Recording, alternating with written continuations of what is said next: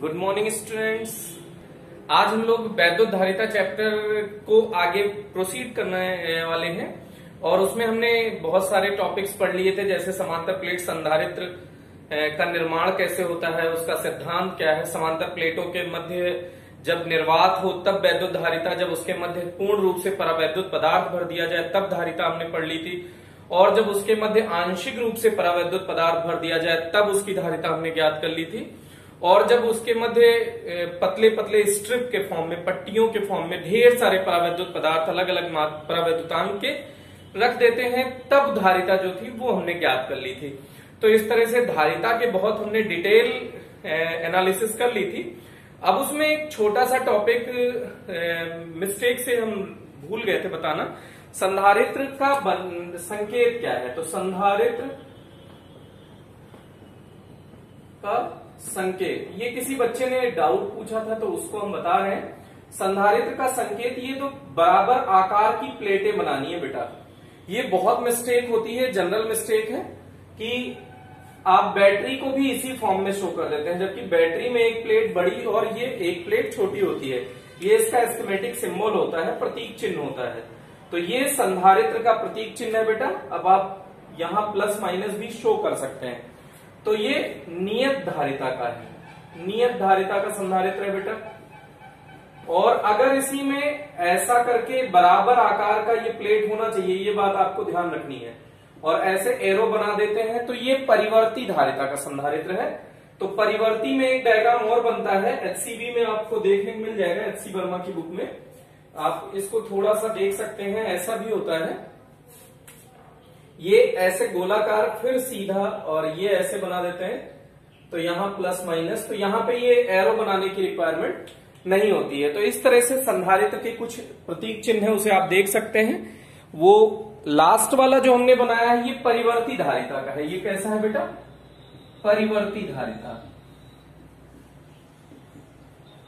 मतलब इसकी धारिता हम आवश्यकता अनुसार बदल सकते हैं। ये नियत धारिता का है, इसकी धारिता हम बदल नहीं सकते हैं। तो जितने धारिता का मान होगा इस संधारित्र का उतने का ही होगा, और इसका हम अपनी सुविधा अनुसार धारिता बदल सकते हैं। तो ये संधारित्र का सिद्धांत है। ये संधारित्र के संकेत हैं, संधारित्र को कैसे प्रदर्शित किया जाता है वो इसका संकेत है। अब इसमें कुछ टॉपिक्स हैं, उसको देखते हैं बेटा।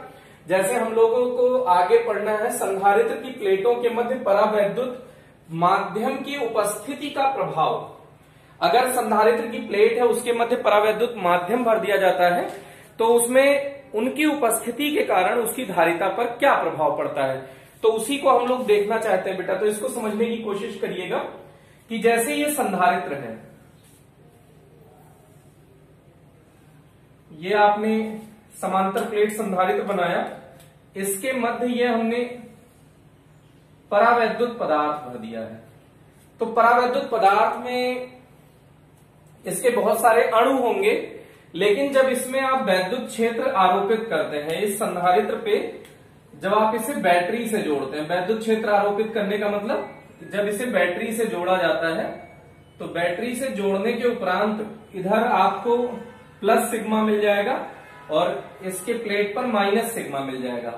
तो परावैद्युत पदार्थ पहले से किसी आवेश से आवेशित नहीं है, वो उदासीन है, लेकिन इनके अणु वैद्युत द्विध्रुव के ढेर सारे अणु होंगे। जैसे आप इसको ऐसे समझिए कि इसमें ढेर सारे अणु होंगे, कोई इस दिशा में, कोई इस दिशा में, कोई इस दिशा में, कोई इस दिशा में। तो यहाँ plus minus minus plus, plus minus minus plus, ऐसे कुछ ऐसे रैंडम में आपको ये देखने को मिल जाएंगे, माइनस प्लस।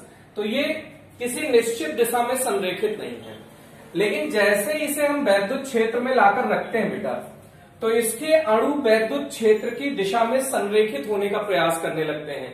जैसे आप ये समझ लीजिए कि यहां प्लस है, तो इसमें जो इसके अणु रहे होंगे,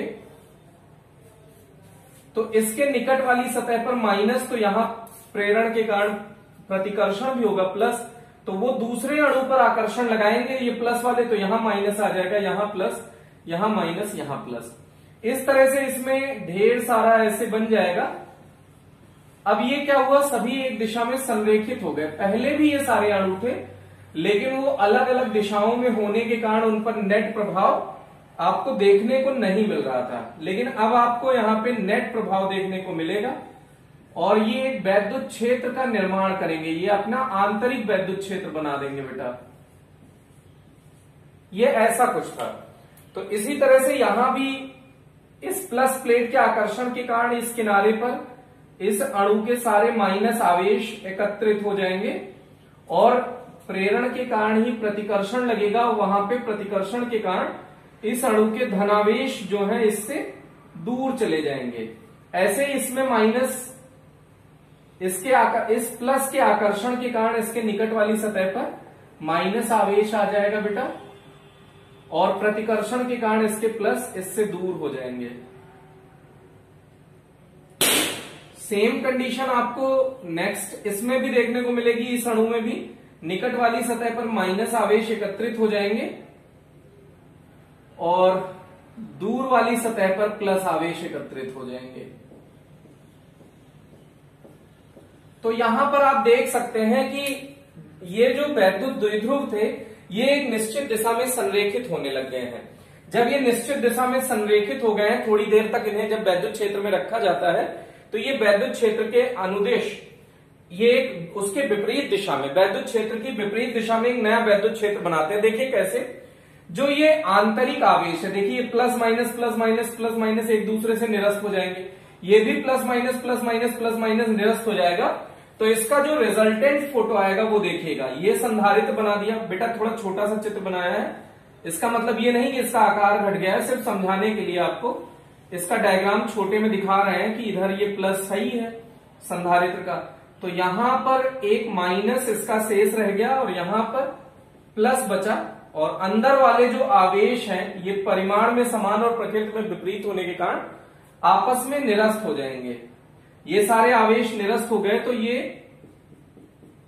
ये संधारित्र के अंदर जब परावैद्युत पदार्थ रखेंगे तो उस पर नेट इफेक्ट कुछ ऐसा दिखेगा। मतलब ये हमने अणुओं को प्रदर्शित किया है, लेकिन अगर आप इसे परिणामी रूप से देखेंगे तो ये अणु इस प्रकार दिखाई देंगे।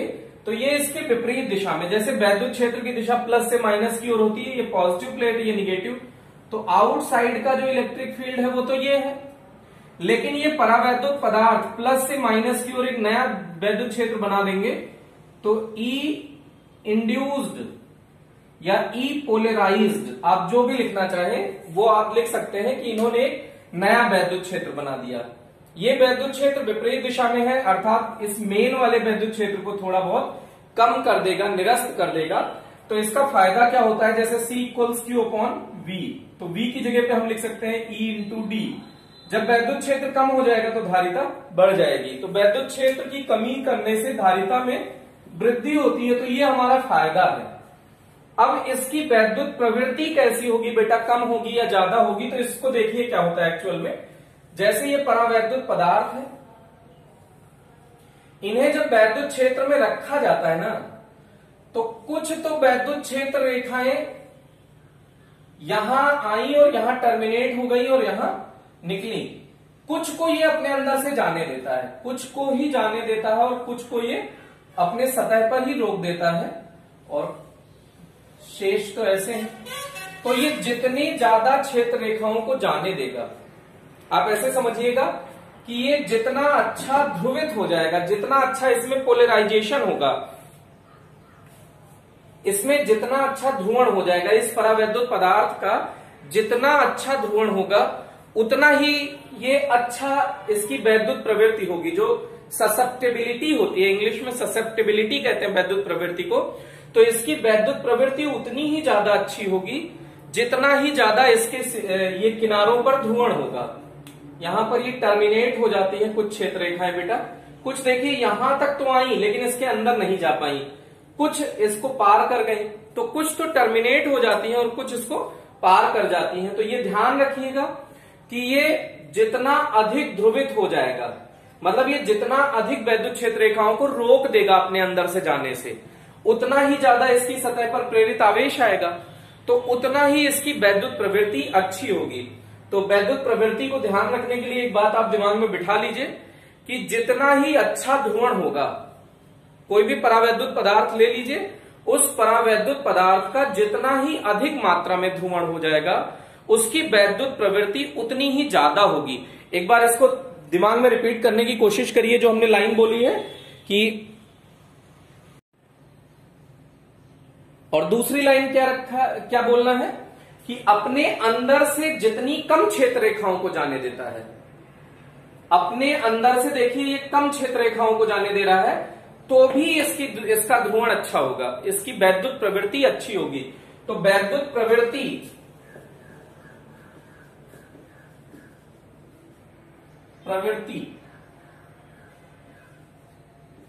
दो स्थितियों में अच्छी होगी। एक तो जितना अच्छा ध्रुवण होगा, यह आपके इंफॉर्मेशन के लिए, नॉलेज के पॉइंट ऑफ व्यू से बता रहे बेटा कि वैद्युत प्रवृत्ति को आप समझ सकते हैं कि ये इसका बहुत अच्छा ध्रुवण हो गया, मतलब इस सिरे पर बहुत ज्यादा आवेश एकत्रित हो गए, इस सिरे पर ज्यादा आवेश एकत्रित हो गए, यहां पर माइनस यहां पर प्लस, तो इसका अच्छा ध्रुवण हुआ है तो इसकी वैद्युत प्रवृत्ति अच्छी है। और इसमें एक पॉइंट आप कह सकते हैं कि इसने कम क्षेत्र रेखाओं को अपने से पारगमित होने दिया। अच्छा, अगर इसको भी पारगमित होने देता तो यहाँ प्लस माइनस आता क्या? नहीं आता। तो इसका मतलब इसका अच्छा ध्रुवण नहीं हो पाता। तो ये अपने अंदर से जितनी कम क्षेत्र रेखाओं को, जितनी कम क्षेत्र रेखाओं को जाने देगा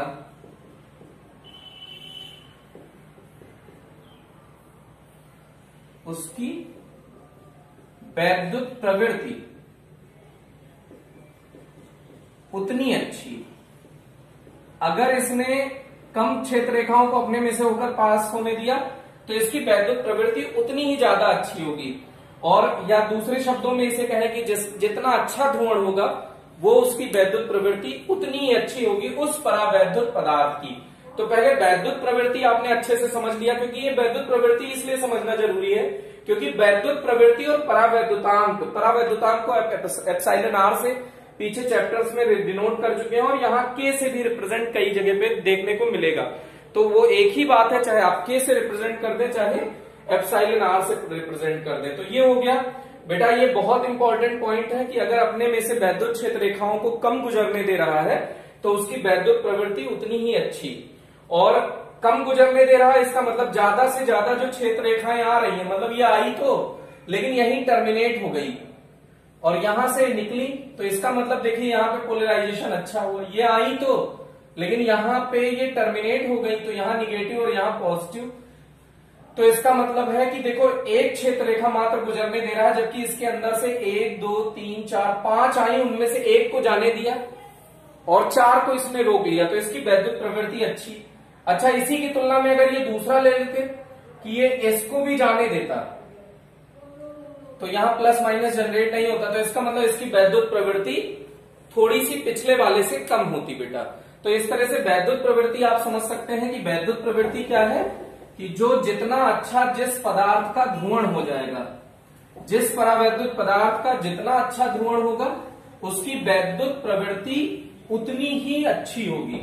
और जिस परावैद्युत पदार्थ का अच्छा ध्रुवण नहीं होगा, मतलब उसमें ये जो प्लस माइनस जनरेट हुआ है ये उतनी मात्रा में नहीं हो पाएगा, अर्थात जो इसके अंदर के अणु है वो उतने अधिक मात्रा में संरेखित नहीं हो पाएंगे, तो इसका ध्रुवण कम अच्छा होगा। इसका मतलब इसकी वैद्युत प्रवृत्ति कम है, मतलब ये वैद्युत क्षेत्र के लिए कम ससेप्टेबल है। ससेप्टेबिलिटी का मतलब होता है कि वो कितना उसकी तरफ प्रेरित हो गया है।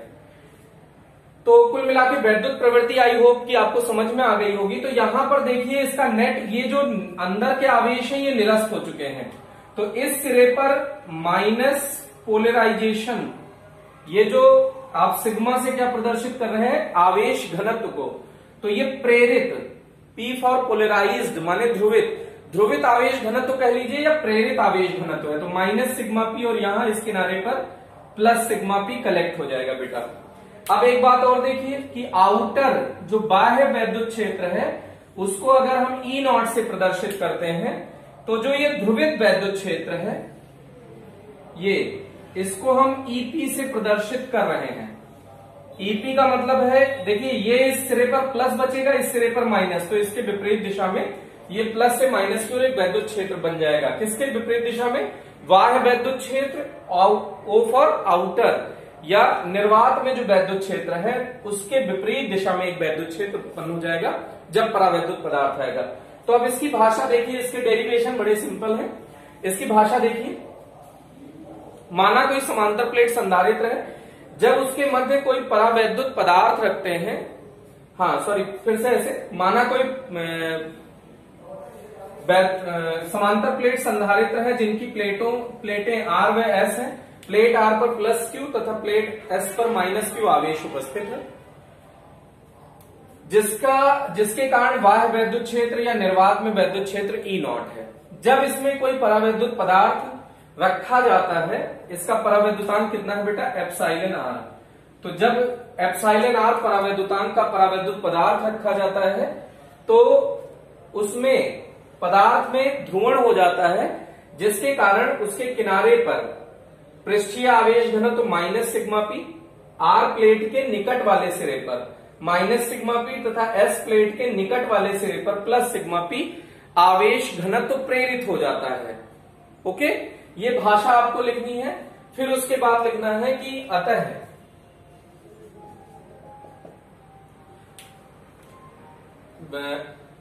संधारित्र के कारण उत्पन्न बाह्य वैद्युत क्षेत्र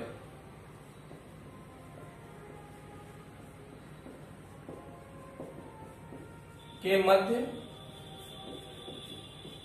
निर्वात में, ये समांतर प्लेटों के मध्य अर्थात प्लेटों के मध्य क्या है? निर्वात, उत्पन्न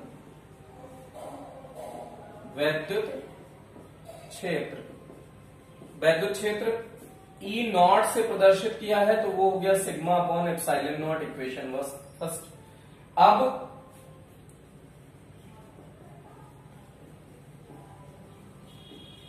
परावैद्युत पदार्थ के कारण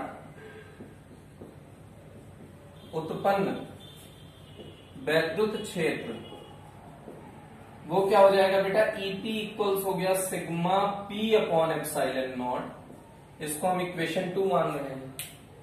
अब परावैद्युत पदार्थ की उपस्थिति के कारण परिणामी वैद्युत क्षेत्र,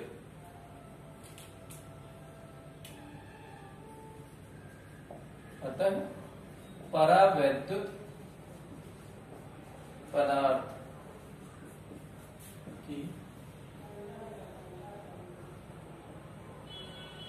के कारण परिणामी वैद्युत क्षेत्र, बेटा देखिएगा परिमाण में जो परिणामी वैद्युत क्षेत्र है ई नेट, वो बाह्य वैद्युत क्षेत्र ज्यादा है और ईपी कम है, तो EO minus EP, E0 minus EP. अब समीकरण 1 और 2 से मान रख दीजिए।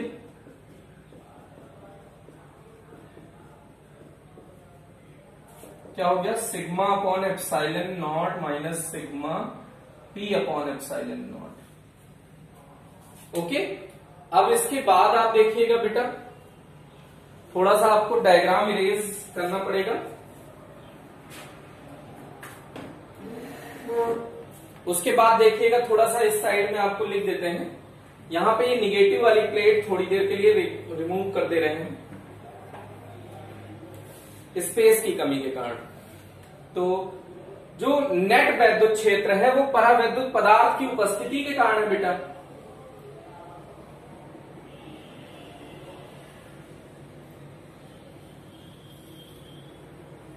परावैद्युत पदार्थ के कारण, तो ई नेट क्या हो जाएगा?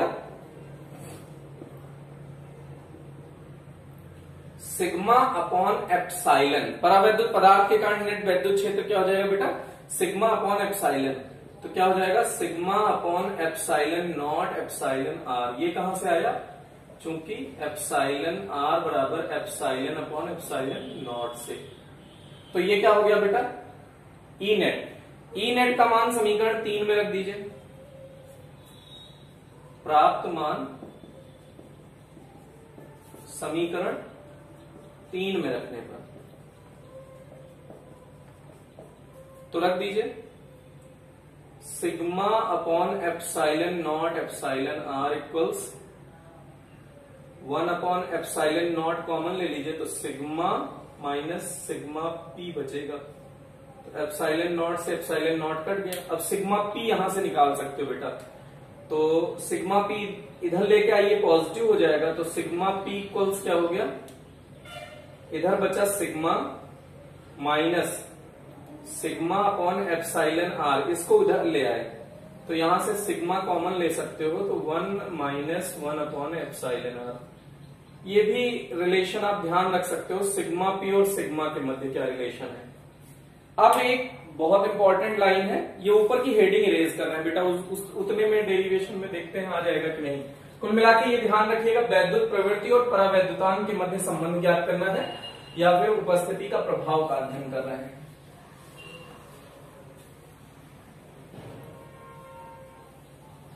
ये एक रिलेशन हमको मिल गया है, मतलब मैक्सिमम पार्ट का डेरिवेशन हो गया, इसमें बहुत थोड़ा सा पोर्शन बच रहा है। तो अब आप देखिए कि जो ये प्रेरित पृष्ठीय आवेश घनत्व है, हम जानते हैं परावैद्युत पदार्थ के किनारों पर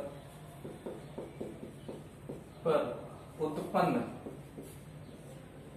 प्रेरित पृष्ठीय आवेश घनत्व, उत्पन्न प्रेरित पृष्ठीय आवेश घनत्व जो है वो आपने एक ध्रुवण सदिश पढ़ा था P। ध्रुवण सदिश क्या पढ़े थे बेटा, P।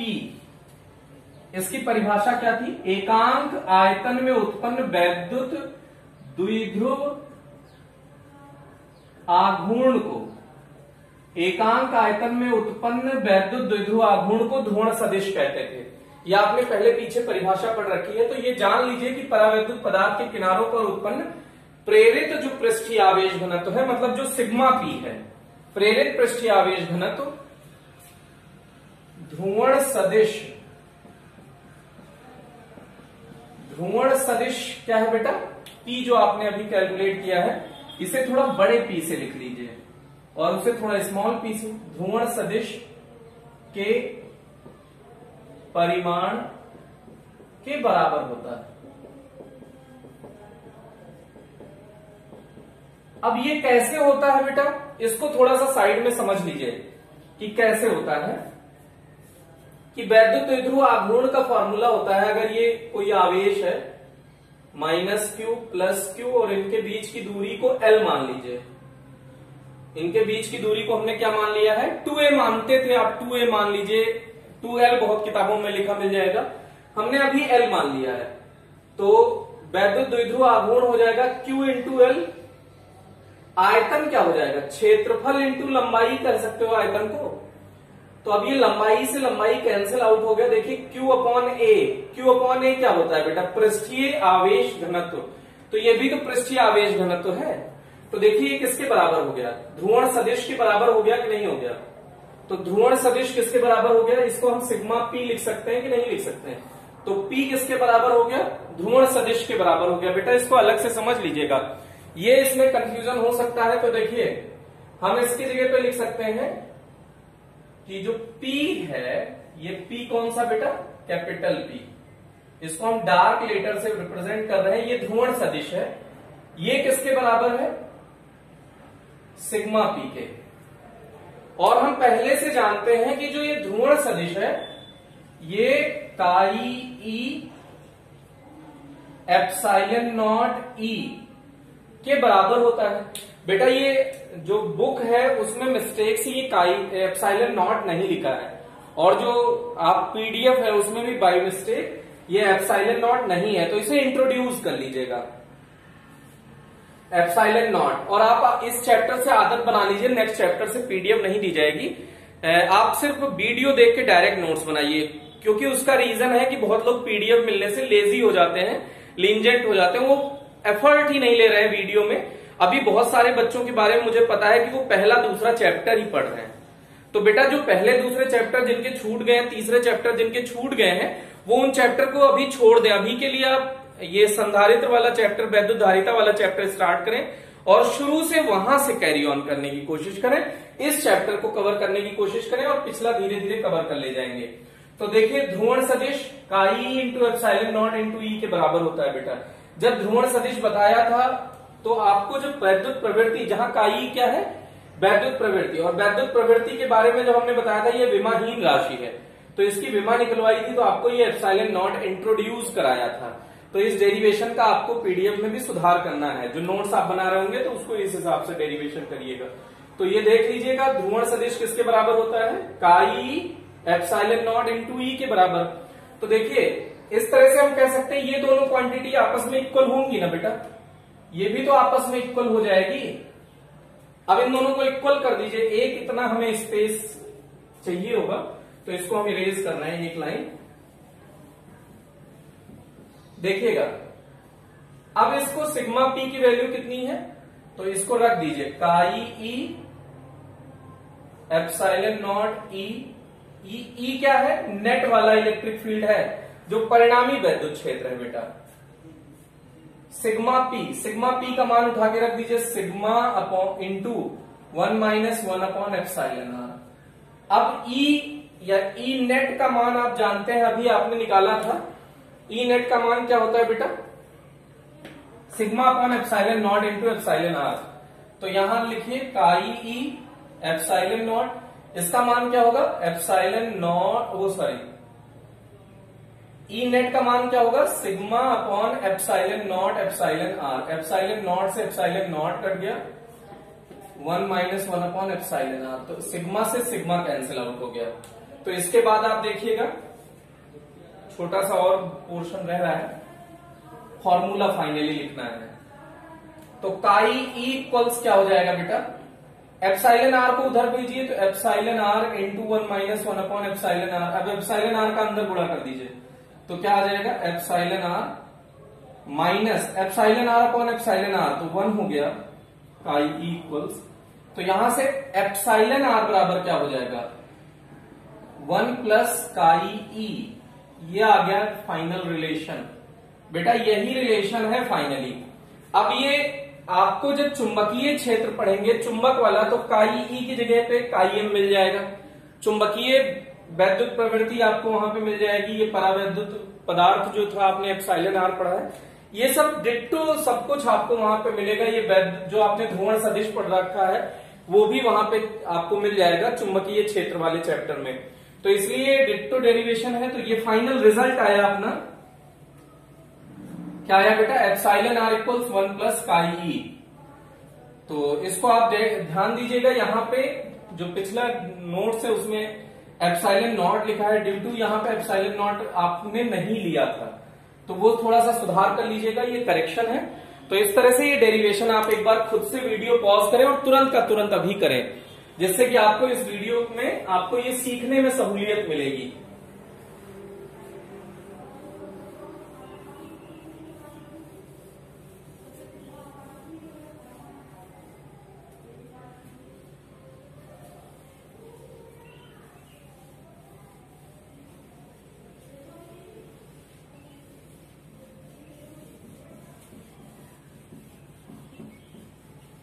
आई होप कि आपने इस डेरिवेशन को कर लिया होगा। तो अब हम लोग इसमें गोलीय संधारित्र की धारिता पढ़ने जा रहे हैं। नेक्स्ट टॉपिक क्या है बेटा, गोलीय संधारित्र की धारिता। देखना बेटा, अब गोलीय संधारित्र जो हमने एक पढ़ा था वो तो एक गोले के कारण था, यहां पे दो गोले के कारण हम पढ़ना चाहते हैं। तो एक ये है गोला ए और संकेंद्रीय दोनों गोले लगभग बराबर आकार के हैं, लेकिन चित्र में आपको ये बहुत बड़ा दिखा रहे हैं सिर्फ और सिर्फ इसलिए कि आप समझ सकें चित्र को। इनके बीच का गैप बहुत कम है। फायदा भी आप जानते हैं कि C equals Q upon V, V equals होता है E इंटू D, तो D जितना कम होगा उतना ही अधिक धारिता होगी। तो इनके मध्य ये दूरी बहुत कम है। ओके, तो तो इसके बाद देखिएगा ये क्या लिख रहे हैं, तो इस गोले का नाम हमने दे दिया बी। अब किसी विधि द्वारा, जैसे यहाँ पे कुचालक छेद बना दीजिए, रबर लगा दीजिए, वहां से एक रॉड अंदर भेज दीजिए। तो वही हम बोल रहे हैं, किसी विधि द्वारा पहले चालक ए को प्लस क्यू आवेश दिया जाता है, चालक ए को प्लस क्यू आवेश दिया जाता है, तो प्रेरण के कारण चालक बी के आंतरिक सतह पर माइनस क्यू आवेश तथा बाह्य सतह पर प्लस क्यू आवेश आ जाता है। ओके, अब बाह्य सतह पर उपस्थित आवेश को भू संपर्क करा दिया जाता है, जिससे पृथ्वी से आने वाले इलेक्ट्रॉनों द्वारा बाह्य सतह पर उपस्थित आवेश निरस्त हो जाते हैं। तो ये इसकी भाषा हो गई बेटा। मान लीजिए इसकी त्रिज्या स्मॉल r1 और बड़े वाले की त्रिज्या स्मॉल r2 है, ये वो है। तो इसकी डेफिनेशन क्या होगा, देखिए, परस्पर समान परिमाण और विपरीत प्रकृति, ये बाहर वाला तो निरस्त हो जाएगा बेटा, तो इसको आपको आप कहिए तो मिटा दें समझने के लिए, सिर्फ क्योंकि अर्थिंग करे हो तो ये खत्म हो जाएगा धीरे धीरे आवेश। तो अब बचा क्या वो देखिए, जैसे यहां प्लस क्यू है तो यहां माइनस क्यू है, यही तो बचा। तो परस्पर समान परिमाण व विपरीत प्रकृति,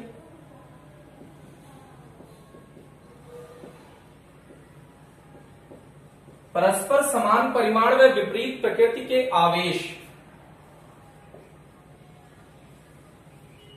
परस्पर समान परिमाण और विपरीत प्रकृति के आवेश से युक्त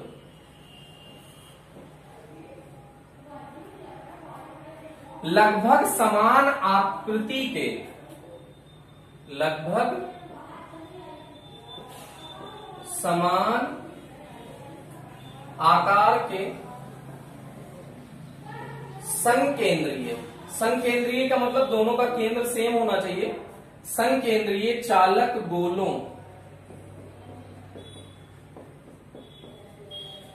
से बनी युक्ति को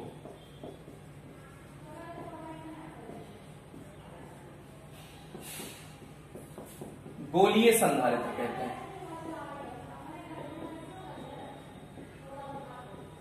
फिर से समझ लीजिएगा, लगभग समान परिमाण और विपरीत प्रकृति के आवेश हैं,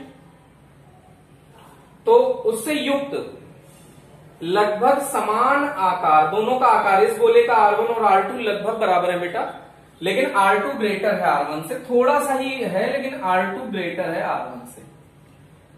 तो फिर से, परस्पर समान परिमाण और विपरीत प्रकृति के आवेशों से युक्त लगभग समान आकार के, देखिए दोनों का आकार लगभग समान है, संकेंद्रीय चालक गोलों से बनी युक्ति को गोलीय संधारित्र कहते हैं। तो ये इसकी परिभाषा हो गई बेटा।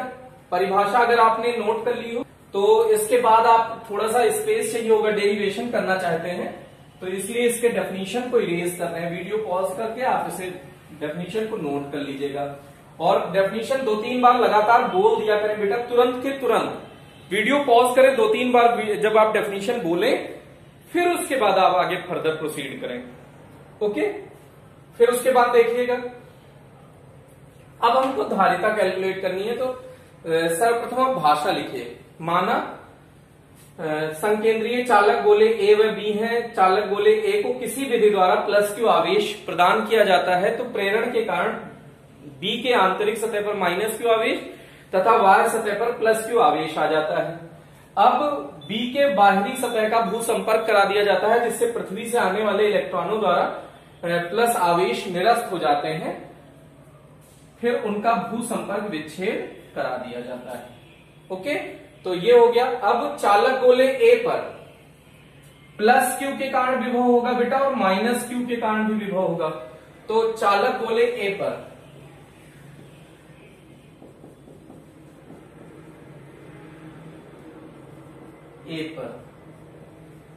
उत्पन्न विभव का हम परिकलन करना चाहते हैं, तो प्लस क्यू के कारण, ये प्लस क्यू इस पर है बेटा और यहां इस पर माइनस क्यू है, तो प्लस क्यू के कारण क्या होगा, V1 मान लीजिए K प्लस क्यू अपॉन दूरी कितनी है R1।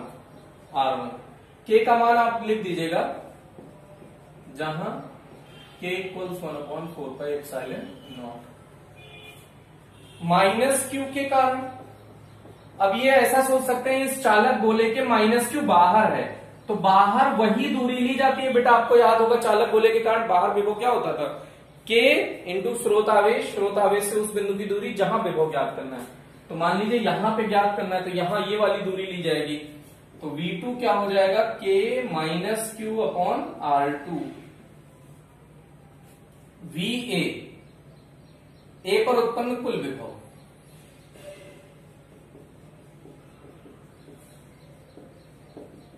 कुल विभव क्या हो जाएगा बेटा, VA equals V1 plus V2।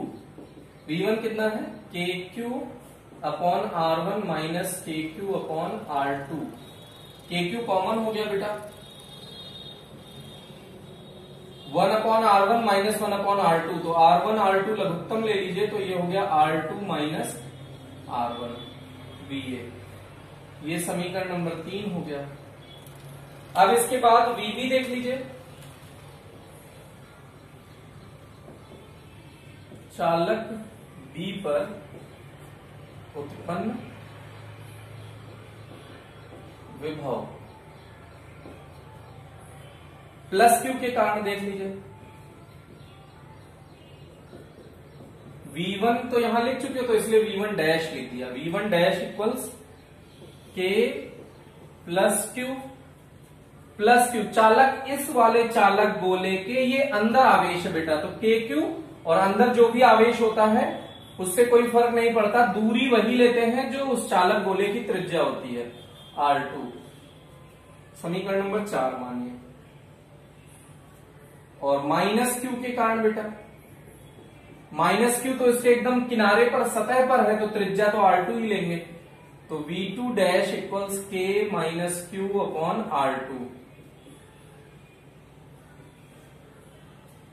कुल विभव B पर उत्पन्न कुल विभव, B पर उत्पन्न कुल विभव क्या हो जाएगा, VB equals V1 dash plus V2 dash KQ upon R2 minus KQ upon R2 बराबर 0। तो ये VB आ गया बेटा 0।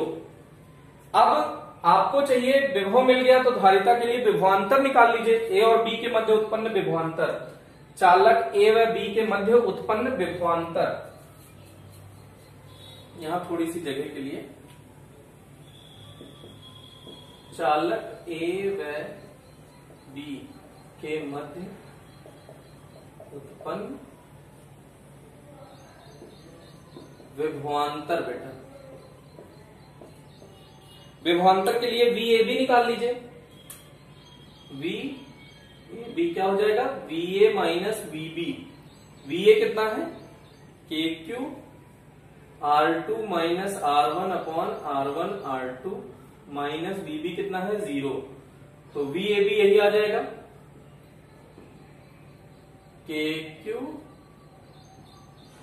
R2 minus R1 upon R1 R2। अब हम जानते हैं चालक की धारिता, गोलीय चालक की धारिता,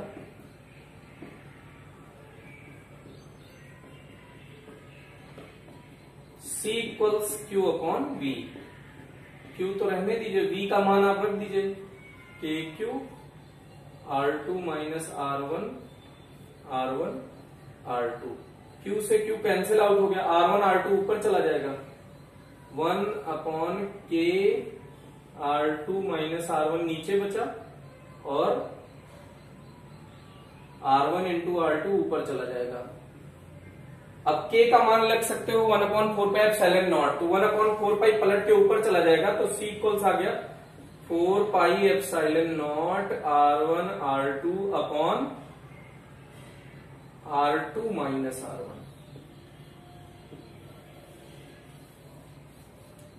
बेटा ये आ गया फॉर्मूला। फाइनली आप इसको वीडियो पॉज करके एक बार खुद से डिराइव करने की कोशिश करें। एक लाइन आपको और बता देते हैं। तो यदि प्लेटों के मध्य निर्वात के स्थान पर कोई माध्यम भर दिया जाए, यदि दोनों गोलों के मध्य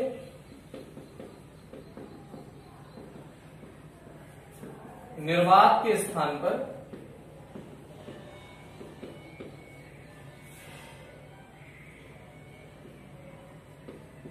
माध्यम एप्सिलॉन आर परावैद्युतांक माध्यम भर दें, तो C इक्वल्स क्या हो जाएगा 4 पाई एप्सिलॉन, और एप्सिलॉन की वैल्यू क्या होगी बेटा, एप्सिलॉन आर बराबर एप्सिलॉन अपॉन एप्सिलॉन नॉट, तो एप्सिलॉन बराबर epsilon not into epsilon R, R1 R2 अपॉन R2 माइनस R1। बेटा इसको याद कैसे करना है, गोलीय संधारित्र की धारिता 4 pi epsilon not R1 R2 बटे बड़ी वाली त्रिज्या माइनस छोटी वाली त्रिज्या। ध्यान रखिएगा कैसे याद करेंगे, 4 pi epsilon not R1 R2 बटे बड़ी वाली त्रिज्या माइनस छोटी वाली त्रिज्या। अगर माध्यम उपस्थित होगा तो एप्सिलॉन आर से गुणा हो जाएगा। आप पहले भी पता कर चुके हैं कि इसमें क्या करते हैं, अगर धारिता निकालनी होती है तो उसमें एप्सिलॉन आर का गुणा कर देते हैं। परावैद्युतांक की उपस्थिति के कारण धारिता उतने गुना बढ़ जाती है जितना उसका परावैद्युतांक होता है। तो ये हो गया इसका आपका ये धारिता का डेरिवेशन। तो इस धारिता के डेरिवेशन को आप देखिए, फिर उसके बाद आप तो इसमें अब इससे रिलेटेड आपके सामने दो न्यूमेरिकल हैं। तुरंत फर्स्ट न्यूमेरिकल का आंसर वीडियो पॉज करके तुरंत बताइए। बेटा वीडियो देखिए, न्यूमेरिकल पढ़िए और फर्स्ट का आंसर तुरंत बताइए। कमेंट सेक्शन में आपका आंसर क्या आता है। आपके पास 20 सेकंड 30 सेकंड का टाइम लीजिए, तुरंत बताइए। अभी जस्ट इसी पे बेस्ड आपको डेरिवेशन करने को मिला है। तो पहले का आंसर आप देखिए, फिर आपने देख लिया होगा, अगर पहले का आंसर सॉल्व कर लिया होगा तो आप देखिए। हम जानते हैं पहले का आंसर आप बता रहे हैं, ये एग्जाम्पल है आपका बुक का, और आप इसको देखिए। हम जानते हैं सी गोलीय संधारित्र की धारिता, गोलीय संधारित्र की धारिता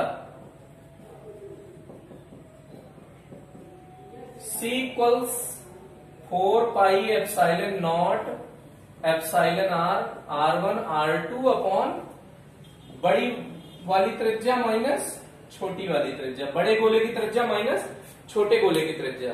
अब देखिए 4 पाई एप्सिलॉन नॉट का मान आपको पता है 1/9 गुणा 10 की घात 9। बेटा 1/4 पाई एप्सिलॉन नॉट का मान होता है 9 गुणा 10 की घात 9। ये हो सकता है आपसे मिस्टेक हो गई हो, तो 1/9 गुणा 10 की घात 9 इंटू एप्सिलॉन आर का मान देखिए कितने परावैद्युतांक का पदार्थ भरा है, तो यहां एप्सिलॉन आर को इन्होंने के से प्रदर्शित किया है, तो इसका मान दे रखा है 8 इंटू R1 कितना है बेटा 2 मीटर, R2 कितना है 1 मीटर, तो 2 माइनस 1। अब ये देखिएगा 8 दूनी 16 करिए, 16/9 गुणा 10 की घात 2 माइनस 1 गया, ऊपर गया 10 की घात माइनस 9, भाग कर दीजिए 9 एकम 9, 9 7 16, लगभग 9 8 9 72 होता है, 70 की जगह 10 की घात माइनस 9। तो धारिता आ गई C इक्वल्स 1.8 नैनो फेरड। 10 की घात माइनस 9 को क्या लिख सकते हो बेटा नैनो फेरड। तो इसकी धारिता मिल गई। संधारित्र की धारिता ज्ञात करनी थी। आप आंसर अगर आपका सही है तो C लिखिए करेक्ट, अगर आंसर गलत है तो आप फॉल्स लिखें और रीजन लिखें कि किस रीजन से गलत हुआ है, due to application of formula या due to application of due to calculation. आप दोनों में से रीजन जरूर लिखें किसके कारण गलत हुआ है। तो इसको इरेज कर रहे हैं। ये बहुत छोटा सा न्यूमेरिकल था बेटा, इसके बाद थोड़ा सा बड़ा न्यूमेरिकल है।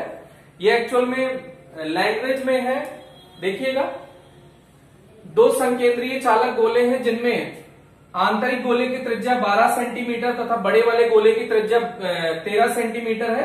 किसी विधि द्वारा आंतरिक गोले को 2.5 माइक्रोकूलम आवेश दिया जाता है तथा दोनों के मध्य 32 परावैद्युतांक का पदार्थ भर दिया जाता है।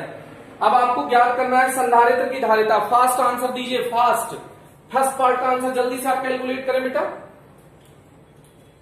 आप वीडियो पॉज करें, आंसर कैलकुलेट करें, आप आंसर मैच करें। आप देखिए C equals 4 pi epsilon not epsilon R R1 R2 अपॉन R2 माइनस R1। अब सारे मान आपको रखने हैं। देखिए 4 पाई एप्सिलॉन नॉट का मान 9 गुणा 10 की घात 9 हो गया, इनटू एप्सिलॉन R कितना दे रखा है बेटा 32, R1 कितना दे रखा है 12 सेंटीमीटर 13 सेंटीमीटर, तो 10 की घात माइनस 2, 12 का 10 की घात माइनस 2, 13 इंटू 10 की घात माइनस 2, तो 10 की घात माइनस 4 हो गया।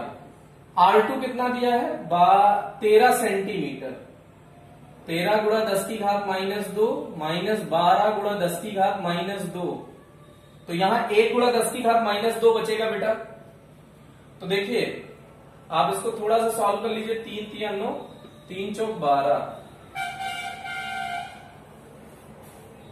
13 चौको 52, 32 गुणा 52 इंटू 10 की घात में देखिए अपॉन 3 तो है ही है, 10 की घात में माइनस 9 और 10 की घात माइनस 2, 10 की घात प्लस 9, 10 की घात माइनस 2, तो 10 की घात प्लस 7 ऊपर जाएगा, 10 की घात माइनस 7 और 10 की घात माइनस 4, तो 10 की घात माइनस 11। ओके, अब ये लगभग 11 आ जाएगा, 11 इसको 52 से गुणा कर दीजिए, 11 दूना 22, 2 हासिल 2 आया, 11 पचे 55 और 2 57। अब आप इंटू 10 की घात माइनस 11, अब इसको माइनस 12 कर लो या फिर 9 कर लो, तो 100 से भाग दे दो, 100 से गुणा कर दो, तो 10 की घात माइनस 9 हो जाएगा, तो 100 से भाग किया, 100 से गुणा भी करना पड़ेगा, तो ये भाग किए तो 5.72 आ गया, 5.72 गुणा 10 की घात माइनस 9, मतलब आ गया 5.72 पीको वो सॉरी नैनो फेरेड। नैनो फेरेड। आप देखिए आपका आंसर सही है क्या, एक बार फास्ट आप चेक करें आपका आंसर सही है या नहीं सही है। अगर सही है तो ए पार्ट में लिखें कि ट्रू, ट्रू लिख सकते हैं, और अगर रॉन्ग है तो आप फॉल्स लिखें।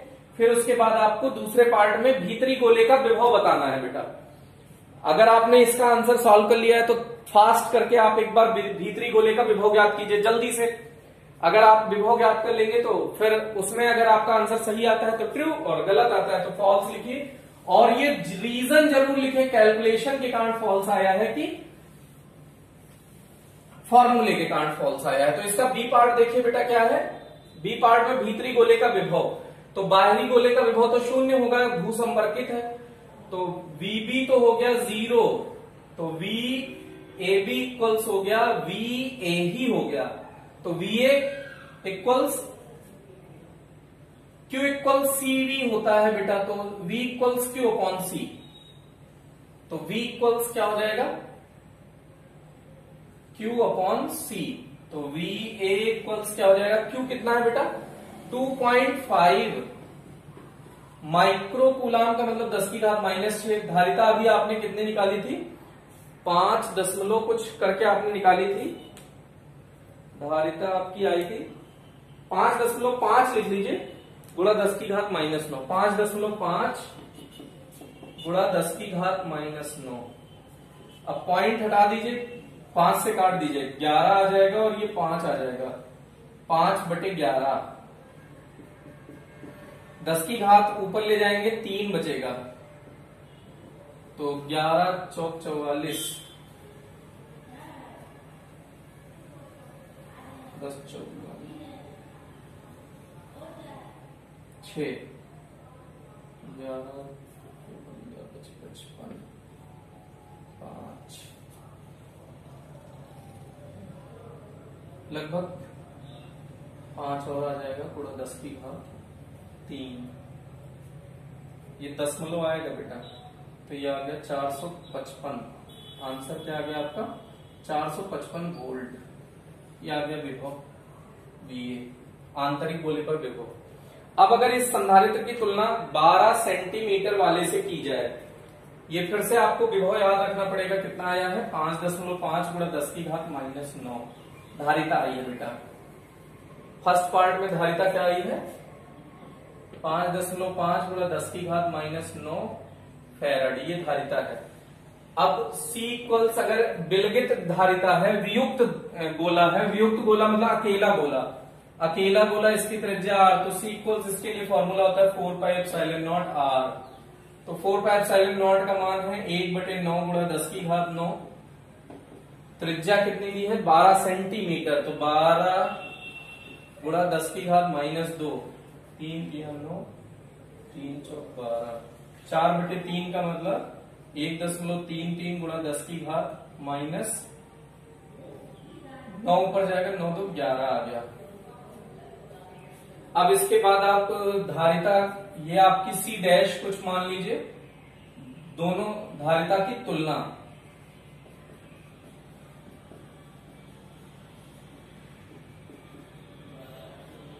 C upon C dash, C कितना है 5.5 गुणा 10 की घात -9 और 1.3 ही सिर्फ ले लीजिए गुणा 10 की घात -11।